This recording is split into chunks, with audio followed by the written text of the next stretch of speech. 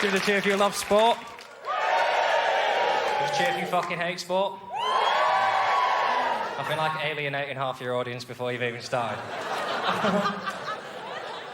Dear me. I like sport, but I'm not a dick. That's the thing I like, because if you say you like football, people think you're a dick. But when I say I like football, I literally mean I like the kicking of the thing.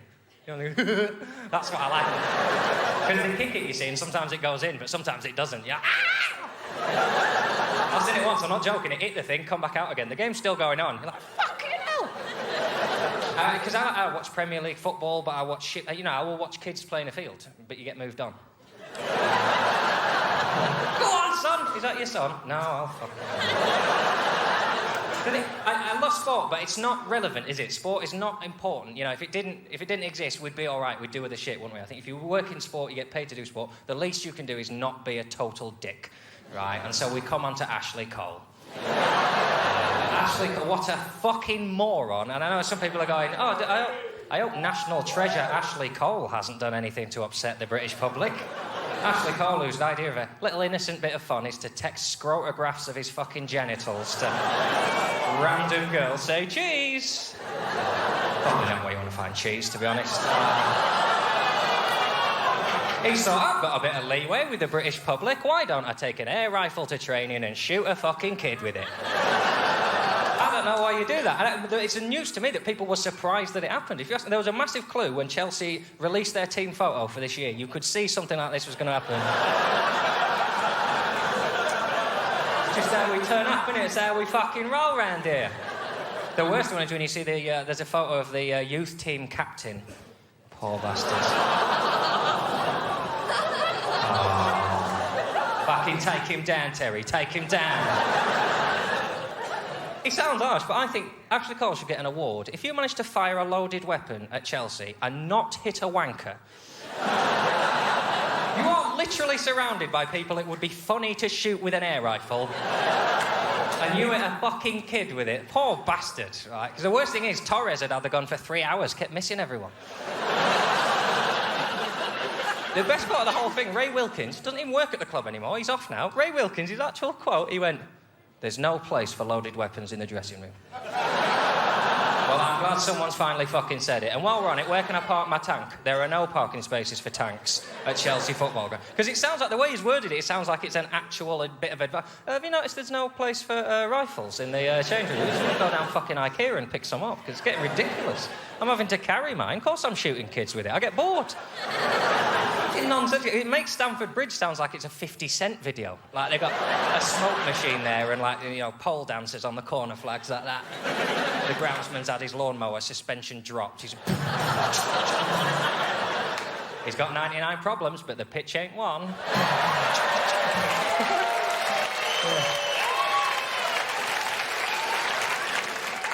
I say I like football. I don't want to portray it as this horrible, everyone's got guns. There are some more accessible, less masculine stories going on in sport. This week, Kolo Touré, Manchester City defender, is facing a 2-year ban for drugs offences. You think, what has he done? Coke? Is it amphetamines? According to what he told Arsene Wenger, it's a slimming tablet that he found in his wife's dressing cabinet. Because it stinks anyway, this story, because if you show a picture of Kolo Touré, he's not even that fat, is he? It's not like he gets injured and they have to call for reinforcements to stretcher him off. Greenpeace are coming out and hosing him down, going, "It's all right, Kolo, we'll get you off." But you don't take one slimming pill, do you? They're not like Nurofen. You've got a bit of headache. You're feeling a bit fat, have a slimming pill. 3 stone off straight away. It's worth it just for the image of a Premiership footballer honestly getting home after a game and, you know, they're all, "You coming out tonight, get some birds?" And he's just in front of the mirror going, yeah, you like Jaffa cakes, don't you, you fat bastard? You fucking say to me I look like a black Fred Elliott. I say I look like a black Fred Elliott, Ashley. We're going with that rifle. So you've got a week where you've got drug bans, you've got people shooting people at training grounds. You would want the man in charge of football to take control and say, "I've fucking had enough of this." And finally, Sepp Blatter's got to the root of the problem and banned this. Look at that. He's banned snoods, right? And don't get me wrong, no snoods is good news. I genuinely think Sepp Blatter thinks snoods are like creatures, like Ewoks or something. that they've leapt up and they're strangling the players and whispering into their ears going, you should shoot a kid. Shoot a kid, it would be well funny. Colo, you fat bastard. Because all you do is you just push the snood underground. Players, if they want to watch snoods, they'll be going to, like, you'll have snood dungeons in nightclubs and they'll be watching, there'll be websites called, like, rudesnood.com. Oh, fucking hell, you've seen a snood on that? Fucking hell. Yeah, that's right, wear the gloves, fucking hell. Dirty cash, he's got 5 fingers in that. Oh. And I think that's the joke we're ending on. So, it's been a pleasure talking to you. Thank you for listening. See you all next week. Hi. Very kind. Hello, how are you? Sports. Big week for sport this week, wasn't it? Cheltenham Festival's going on and everybody's talking. Yeah, can't shut up about it, can you? The old Cheltenham Festival. Oh, Cheltenham Festival this, Cheltenham Festival that.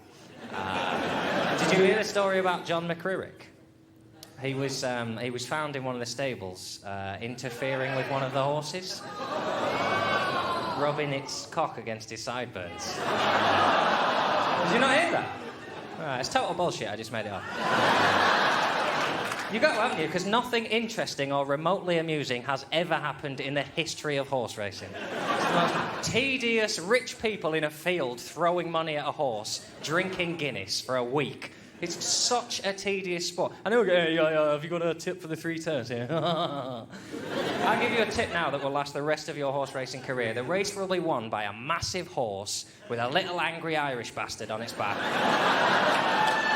And get faster, you pickle, go faster! That's all it is, right? And Tony McCoy is the sports personality of the year, right? Are you excited by that? He doesn't do anything. And in his speech, he thanked, like, trainers. He thanked, thanks to the guy who trips the shit out of the stables and the man who brings the milk from my steer. He didn't thank a single horse.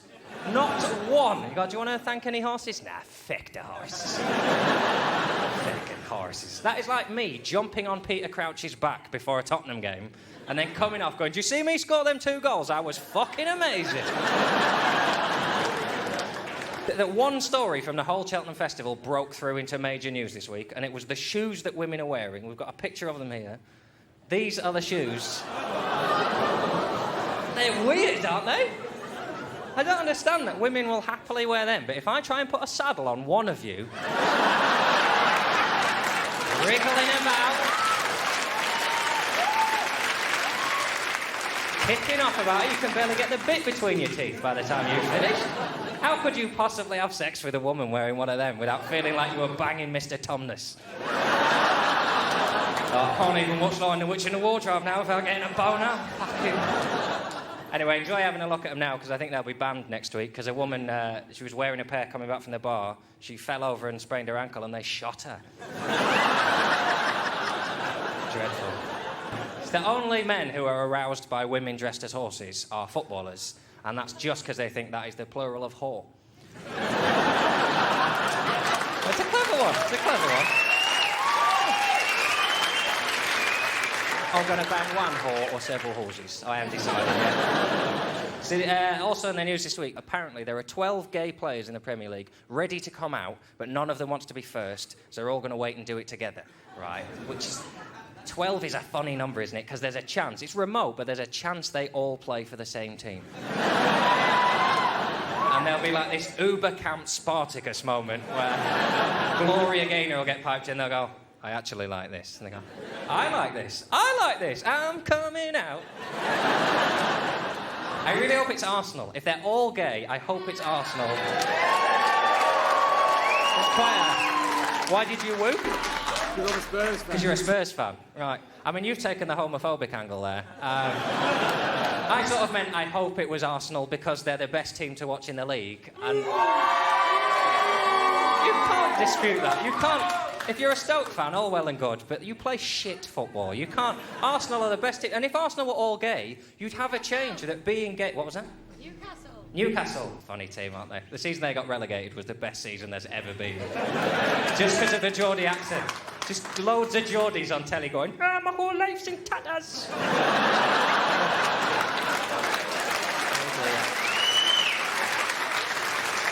I know it's tragic for you, but do keep talking, because it's frankly hilarious. when there's trouble at the club. Do you mean the Grove? Anyway, I don't like that. If all Arsenal were gay, the phrase gay would come to mean simply able to go round a man and complete a decent pass. And you would actually have fans on the terraces trying to tempt their players into becoming gay in the hope that it would make them better footballers. Like, so you don't have to change the chants very much, just a little bit to like, you fit bastard, you fit bastard, the referee's a stunner. I don't even like talking about footballing because I really love football, but the problem is people take it too seriously now. It's just a game, it's just a bit of fun. There are still people out there who play football for the fun of it. Look at the happy face on these two bastards here. Look at that. They play for Tunstall Town FC, whose the combined age of their defence and goalkeepers is over 300 years old. They've played 17 times this season. They've lost 17 games. They've conceded 171 goals. They just love football, but they're shit at it, and that's all right, isn't it? No one minds. They've scored 3 goals, which clearly shows they have the ability to sort of jink into the box, but I think that happens. They get there, and they forget why they went in. They were going to sign some new players, but when the transfer window opened, one of them complained about a draft, so they had to close the window again. And they're a team that has addressed the issue of sexuality in sport. When I show you the picture of their new team coach... Yeah.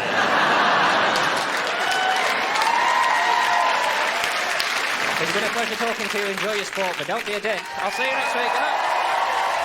Hi there. Hello. So, the week in sport. The big news in sport this week is, of course, the banana being thrown at the Brazil-Scotland game. It really annoys me that the banana has become a symbol of racism, because on a purely... I just like bananas, and I hate the thought that they'll become a symbol of racism, because then every time you go to the supermarket, you have to go, oh, for fuck's sake. Fucking racists have been here slandering their filth. Because at first it was assumed, the banana got thrown, they assumed it was a Scotland fan, and there was a big hoo-ha, and everyone was getting home from the game, and their man was like, did you throw that banana at that guy? Neymar! Did you? No, I did, but that was his name, Neymar, aye. I'm going to batter you. A pizza for your tea.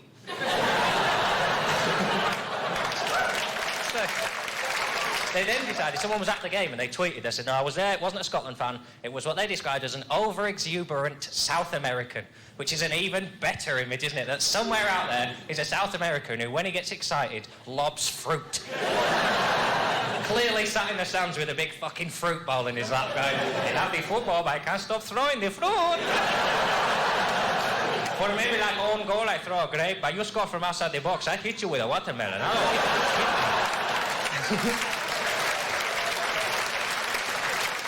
It's got so bad now in South America, the throwing of fruit, that the players have to wear like helmets and guards, or as they call it, banana armour.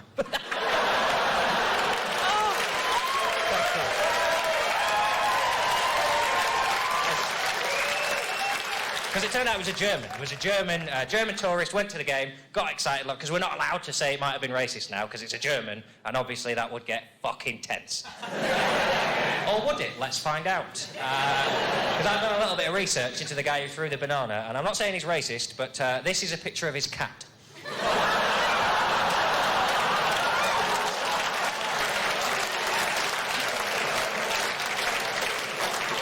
You don't get a cat like that without years of selective breeding, do you? Finally, you think that's bad? Wait till you see his fish. Racist fish, who'd have thought it there? And where would a racist man live? In a house that looks like Hitler. So the other thing that happened this week, Mario Balotelli, he's a Manchester City player, he threw darts at the youth team. Which, we've all done that when you get a bit bored, haven't you? You throw darts at, young players. And not at ground level. Who can't throw darts at ground level? He went to a first floor window to rain darts down on the youth team. Well, because he was bored, when you're just a bit bored, or just a bit fucking bored. And what he said, it was just a prank. It was just a prank. I mean, we've really lost the subtlety of our pranks since Jeremy Beadle died, haven't we? If that is the level of pranking now, that in the old days, Beadle's about there was costumes and he'd pretend to be a traffic warden, he'd get your wife in on it. Now, ITV will have a series called Balotelli's About. Which basically just Mario Balotelli waiting outside an old woman's bathroom with a frying pan. Poing! Balotelli's About!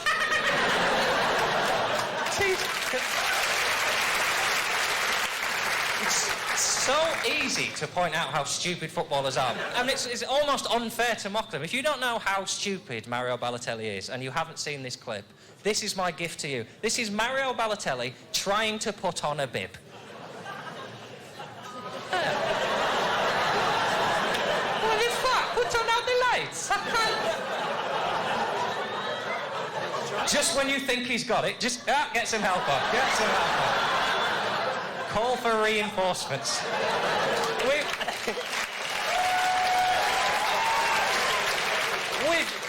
edited that down as a kindness to you, but that goes on for about 3 hours. And at the end, he lobs it on the floor as if it's fucking broken, the bloody thing. The thing I hate most about footballers, they're always saying they're bored. You want to know what boredom is? Ask a cricketer, right? England cricketers finally had the sense to fucking lose this week and come home. They've been away for 5 months playing a game that, even when they're doing it, is fucking tedious. They spend all day waiting to play cricket, and when they are, it amounts to this. This is the most exciting part of a cricketer's day. They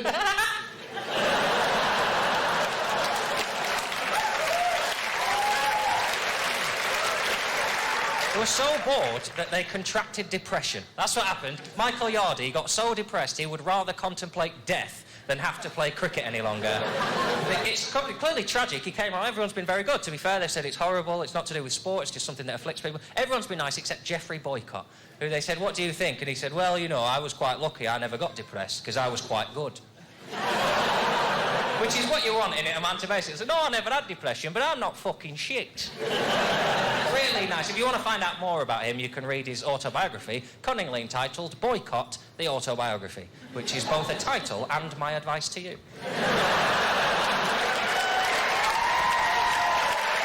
Enjoy your sport, don't be a dick. Take care. Thank you very much. Thank you. So sports, the old sportsy sports, innit? Sport time. Little tents at the Grand National this week. Underneath those tents, the bodies... yeah, 2 dead horses. I'm not condoning it. 2 horses got shot. Nothing wrong with him, just Ashley Cole had a day off, thought. Yeah, it's two horses and 1 jockey. So 2 won this year, the people won, but next year... people will probably win again and more horses will die. Well, like, the use of the tent is a disgusting image, because tents are quite happy places. Like, now you just associate them with dead horses. Like, if you watch Glastonbury this year, you're going to think it's a fucking bloodbath. The jockey who won, the guy who won, got a 5-day ban for excessive use of the whip. He was whipping the horse too hard. He got a 5-day ban, which is the shittest ban anyway. 5 days after the National, what are you going to be doing if you won, except getting shit-faced anyway? That's like your boss phoning you when you're pissed on your birthday going, "Yeah, well, you can't come into work tomorrow." He wasn't going to fucking come in anyway. I've just been sick in my laptop, you knobhead. Utterly pointless, but I found out the whip is apparently, they whip and it's not pain, because horses are pack animals. It's designed to make them feel they're getting sort of nipped, so they run faster. So I've done a bit of research and I can confirm that women are not pack animals.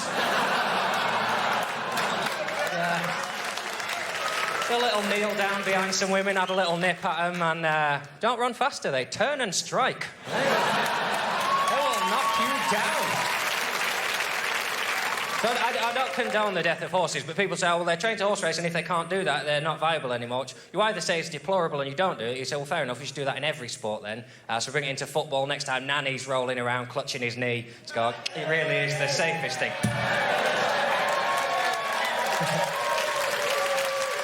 I'm not entirely sure people were cheering at the joke there so much as just the concept of shooting a footballer. Not just on the pitch either. I think there are certain terraces that we could bring this into. This is a shot from a match that happened this week. This is a Millwall fan taunting Leeds United fans. And I have to say before I go on here, I'm not saying this is all Millwall fans. This is strictly a minority. It's 10 or 20,000 Millwall fans. What he's doing there is taunting Leeds fans with a Turkish flag. And you might think, well, why is he doing that? Perhaps Millwall fans are very economically astute and they're worried that Turkey's not a member of the EU. It's fucking ridiculous. Look at Portugal. We need people involved. What he's doing is actually funnier than that. It's because 11 years ago, 2 Leeds fans went to watch a match in Galatasaray and got stabbed to death. So what he's doing there is mocking the dead. And I'm not allowed about to show you his face. We've had to pixelate his face in case it looks like I'm implying that this man is a wanker. And there's a risk that will happen because that's exactly what I'm implying. Most Millwall fans are fine and they'll look at that, and it's not just the hate. We've all said things we didn't mean every now and again. You just, you're a wanker, right? Wayne Rooney certainly has, but you don't research. He's had to print them off the internet. They had shirts that they turned up with. Imagine your wife walking in, going, what you buying that turkey shirt for? I'm going to take it down and take the piss out of 2 dead people. Oh, well done, Sam, well done. You've got to put the effort with these things. It's really easy, isn't it? You have pictures of these people, you ban them from football for life. It's only a game. You just say, well, unfortunately, it turns out you're a wanker, so you're not allowed to do football anymore. But this week, Adebayor was in the news. Adebayor was chanted at last week, and I'll tell you the chant. It was, Adebayor, Adebayor, his dad washes elephants, his mum is a whore. A few people laughing for the wrong reason, perhaps, but, you know, it's on TV now, so you're officially racists. The Crown Prosecution Service examined that this week and they said, no, it's not racist. It's a bit rude, but it's not. And there was this whole, you can't imply his dad washes elephants just because he's African. It's bullshit. Obviously, Africa's not just full of tired men and spotless elephants. There's a whole load of... It went on for weeks, this debate, and at no point did anyone go, is his mum a whore, though? Everyone's going, well, his mum's probably a tart, but it's his dad you want to worry about, do you know what I mean? She's not a whore. I researched. I looked on the internet. She sells dried fish. That's what his mum does for a living. Sells dried fish, which potentially is a disgusting euphemism, but...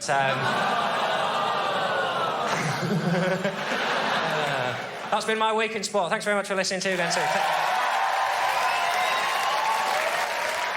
So, sports news. Let's go on with the sport. My top story this week is Rio Ferdinand, who's been in court with his stalker. When you hear about a stalker, you always think, well, is there something else going on, or is it just a nutter? And then you read that in court, she's decided to defend herself. Nutter! Would you like a lawyer? No, I'll be fine. I've seen Columbo. Are you sure you don't want a lawyer? We can get you one on order. Order? This whole courtroom's out of order. You need to just stop quoting lines from films and tell the truth. You can't handle the eyes. Why would you, as a normal person, feel like you'd established a bond with a footballer? That's the thing. Why would you feel like you actually know them? Well, maybe if the footballer in question has been sharing very personal details on a social networking site and refers to his Twitter followers as his family. This is Rio Ferdinand's tweet this week. Twit fam, we had a baby girl named Tia Ferdinand. Probably a family moment. Nah, fuck it, get that on the internet straight away. Twit fam, hey, you're my friends. Yeah, totally. We pretty much live together. Pop round my ice wall, don't you? Well, don't, because I will have you arrested. If you're going to share your most personal moments on the internet, you have to accept that people are probably going to get confused and pop round your house every now and again. If you ask me, Rio Ferdinand not only owes all of us a little one-to-one time, he owes us an apology for defecating into the internet with his endless, tedious, shitty tweets and begging for followers. This is a tweet of his from this week. Wow, we've passed 750,000 followers. And you think, that's quite cool. How did you do that? By begging for them. He said that he would give a free holiday to any follower if he got up to 750,000 followers. You're a Premier League footballer. You're a millionaire. Surely that's enough without you having to go, will you please follow me on the internet? I get very lonely. You pathetic prick. Right? You need footballers to be amazing. They should come out, they should score goals, they should be heroes, and then they should go home until the next game. You don't want them coming off the pitch and within 2 hours going, I had a Nando's for my tea. You really don't give a shit what you had for tea, you tedious prick, right? Some people try and do Twitter well. This is Kevin Davis's reaction to 5-0 drubbing at the hands of Stoke this week. I'm so sorry to all of you who came to support us and paid a lot of money. I'm deeply upset and lost for words. Not lost for words, are you? You've not only thought of words, you've actually typed them out, so... If anything, you're verbose. Deserve the criticism, no full stop. So he's just implying that sentence isn't finished. It could be, deserve the criticism, but on balance, go fuck yourselves. And then he goes on to say, the FA Cup is something I've always dreamed of winning. I was hoping this would be a day to remember, and now it's a day I'll never forget.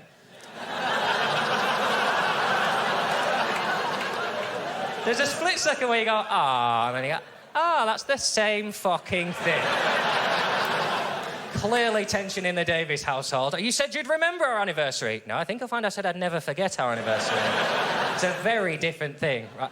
My favourite thing when there's been a heavy defeat in football is to go on the Twitter page and then go back in the timeline to before the game had happened to see the misplaced optimism before the game. This is his last tweet before the game. Thanks for all the messages. It'll help knowing how much it means to everyone. Time to get focused on the game. Speak after. Enjoy!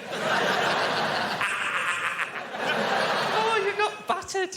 It's because the internet now means that will happen forever. That would be like being able to see a tweet that was like, at Titanic crew, see you in New York, LMAO. I'm wary that every week I come out and just slag off footballers, so I should move on into another sport. It's worth noting this week, unbelievable Formula One race. Give us a cheer if you watch the Formula One. It's just about enough to carry this through. It's amazing. Talk about the amazing Formula Ones. They're good to watch, but they're still the best bits are when they fuck up. My favourite bit of the Grand Prix was when Jenson Button went for a pit stop and drove into the wrong lane. And stand-up comedians everywhere were praying that he would be too stubborn to ask where his was and just park for the rest of the race. But he just pootled gently forward, and the race was won by Lewis Hamilton, who I'm supposed to like because he's British, but I still think he's not driving for me. He's still a dick, though, isn't he? I don't know why I say I don't know why I don't like him. I'm fairly sure it's simply because of his shitty little beard. How can you have a beard like that? Shitty little Beppe Di Marco, crappy... The hours it must take to make yourself look a knob. Like, at least, it's a beard you would only have. You know when you're about 16 as a man and you first get a beard and you grow it big so you can shave it off gradually and have all the different types of beard. But to be honest, that's something that most men get out of when they're about 16, 17. You very quickly mature beyond that as a pastime. There we go. Joke's on you, that's not even me, that's my French cousin. Jean Bastard do sporty jokes. That has been my week in sport. Thank you for listening. Enjoy your sport. Don't be a dick. Thank you. Thank you. Let's do some sport. I have been watching a snooker. Fucking love snooker because I'm quite fastidious. And to me, snooker is a sport that is a really dirty table that's covered in mess. And then the person who tidies up the best. It's basically like society, but with points. There was a match this week. There was a match between two players called Ding and Bingham. Even if you don't like the sport, there's pink balls to kiss, there's the brown, there's so much innuendo, and then you get Ding Bingham, which sounds like what they used to call, like, boxing in the 30s. Yeah. You've got to go out and give them the good Ding Bingham. Ding's a Chinese player. He's over here and he's living off microwave meals. He's hating the food. The bigger problem is that every time his dinner's ready, he thinks someone's calling him in the kitchen. I'm trying to watch the fucking snooker. Jesus. It's not the same as it. Snooker's just not the same. I don't like myself for saying this, but when it was just the Embassy World Masters, it was just better, and now it's not. And I miss the days when it was Embassy, and I think those are just cravings. I need to get over them. Because now they'll be sponsored by shit things like Nicorette, which just isn't a patch on the old sort of Embassy. On to the more important news, right? This is my least favourite sports story of the week. This week, Bury played Chesterfield, and there was a pitch invasion after Bury won 3-2, and it's alleged that someone ran on and punched the Bury goalkeeper in the face, right? Yeah, you're right to boo, you're right to boo. You were wrong to laugh, whoever laughed at in your face. Derbyshire Police released a statement. I've got their police. Derbyshire Police said, we will be scanning CCTV systems and liaising with the club and members of the media... and collating as much evidence as possible. So I was keen to find out who it was, and as a member of the media, done some research myself. I'm not a police officer. I'm just saying, if they want to find out who it was that punched the guy, I reckon it was probably that guy. Now, don't get me wrong, I'm not a copper, right? If you're asking me who punched the keeper, I'd always go for the guy who's punching the keeper. Always. And we've had to pixelate his face because there's a chance that obviously there's a guy behind him in the same top with, like, go-go gadget arms who's performed a very unpleasant reach around. And, right, and kids as well. This is my favourite picture. Look at this one.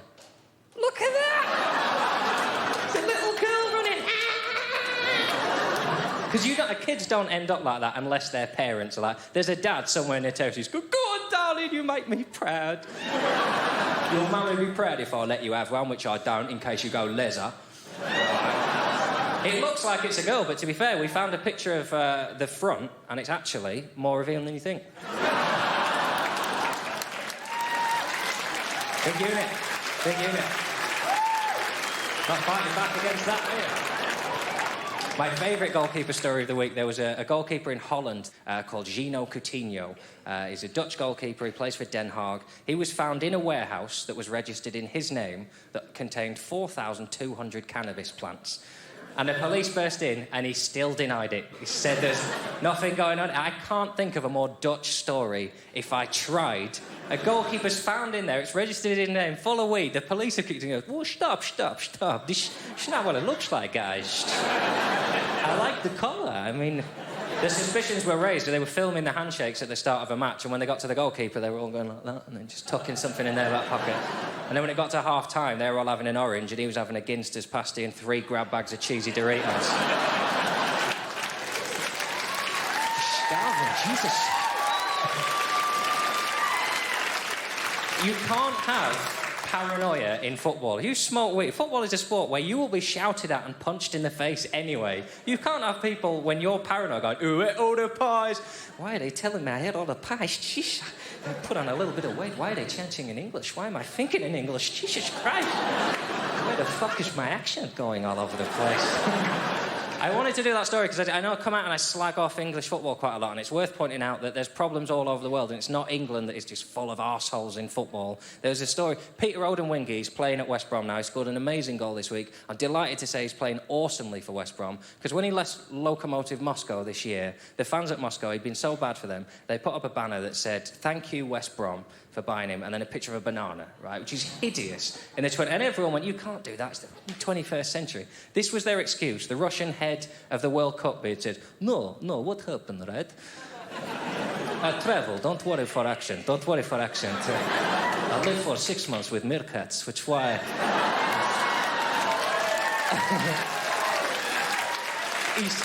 he said that... What happened, right? What happened? In Russia, symbol for failed test. If you fail test, we give you banana. That's what happened. I mean, you almost respect them for coming up with such a bullshit excuse, don't you? As if there's an idea that in Russia you finish your driving test and he pulls you over and goes, OK, on this occasion, I'm afraid it's banana. If you want for me to tell you why I didn't reach for the camquat, I'm happy to do so. Or you just go into, like, an STD clinic for your results and then just sat there like that. I'm afraid you're riddled. Well, that's been the week in sport. Thanks for listening to me. Enjoy your sport. Down your dick. See you again.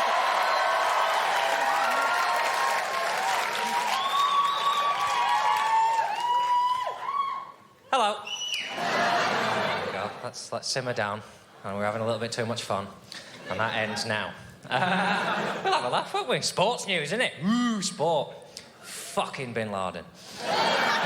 It's just pissed on everything, hasn't it? It's like, you know, when you have a really long day at work and you think, bollocks, I'm not going into lunchtime tomorrow. That's basically the world has gone, I fucking killed Bin Laden last week. Nothing is happening.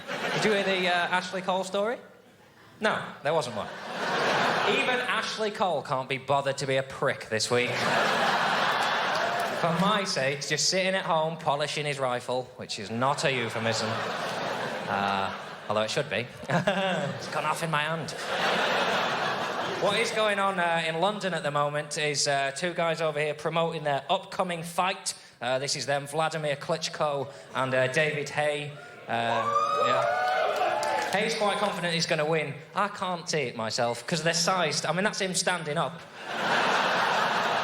He's clearly going to get battered, isn't he? And he's got... what I admire about David Hay is he's not ashamed of a pun. He calls himself the Haymaker. Yeah, that's right, the Haymaker. They're going to have a fight. He's been very cocky, David Hay, in the lead-up to it. He wouldn't shake his hand.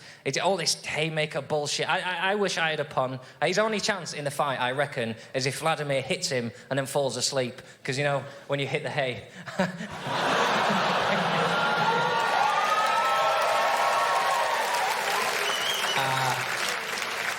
Save yourselves, I got loads of these.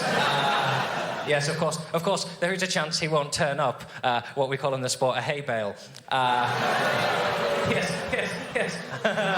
Just fuck it. If he does lose the fight, he's going to present a series of documentaries on the BBC. He's got one lined up about existentialism called Hay on Why. It's just too far, isn't it? It's just too far. That's not even the weirdest picture. This is them during their stare-out afterwards. Look at that, staring at each other. They stared at each other for 6 minutes, right? You think this is a photo? This is video footage. Still going on. And it's supposed to be like a manly thing, like no one's going to break the stare, but there's nothing manly about it. If you put music over that, now I hate the time of my life. It's just bullshit, isn't it? They sort of stared at each other. And afterwards, Vladimir Klitschko, his quote, he said, I look into his eyes because the eye is the window to the soul. That's quite cool, isn't it? This is what David Hay said. I'm going to literally knock your head off. Yeah, really standing up for British intelligence there. And I'm going to punch you so hard your head's going to fall off. It'd be well funny, yeah. You can't be that cocky. If I'd have come out here and said, I'm not being cocky, but I'm going to make you laugh so much you will have 3 orgasms back to back. Guaranteed. You would rightly be annoyed when I came up. It was all right. You know, and now, even if David Hay wins now, you'll go, well, you said you were going to knock his fucking head off. You're thinking, oh, well, it's all very well and good for you now to say this, John, but I'll tell you this, if he was here now, I would fucking take all this back. I would issue a retraction so fast, I would be in bed before the lights went out or something shit like that. Tried to do a Muhammad Ali quote, but you can't really carry it off in a northern accent. I float like a butterfly, a sting. I'm nasty, I'm like cystitis. It's the end of the football season as well, which means it's that time of the year when football teams get relegated. Devastating if you're a football fan. Good if you are a fan of seeing fat men cry on TV, which is really worth tuning in to the last day of Football Focus just to see hordes of fat men in ill-fitting football tops crying for no reason at all. I like the ones who've got tattooed tears on as well. They go, think of the fucking money you could have saved. Moron. But it's devastating. If it's your team, it's a devastating thing, and you would rightly think maybe get a little bit of sympathy if your team gets relegated. It's an upsetting thing to see. Not so much Preston North End, who've been relegated this year after a big historic team with a lot of success, now in the 3rd tier of football. Blackpool fans hired a plane to fly over Deepdale with the message, we are superior, love...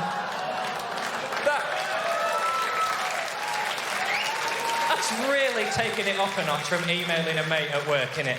Hiring a plane to fly over the ground. Like, they're neighbours. Like, I could understand if you were like an Aberdeen fan why you would hate Southampton, because they're fucking miles away. But why would you hate... That's like finding out your neighbours got divorced and going around and going, yeah, I heard about you and Linda. I just wanted to say, I hope you die alone, you prick. You're just there next door, just be a bit nice, accept that it might affect the area if things don't go well. It's total bullshit to get started. Phil Brown, the Preston manager, he said, if I'd had a gun, I would have shot it down, which is the abridged quote. The full quote was, if I'd had a gun, I would have... Hello, Ashley? Yeah. No, it's figure of speech, mate. Figure of speech. Yeah, no, you keep that, yeah. Yeah. Oh, he's bleeding. Yeah, well funny. Yeah, all right. Yeah, I'll speak to you later, mate. OK, bye-bye. And that's it. We started the series with Ashley Cole shooting someone. Nothing funnier has happened for 10 weeks. There's no way I'm ending other than by reminding you that Ashley Cole shot someone. That's been my series in sport. Thanks for listening. Enjoy sport.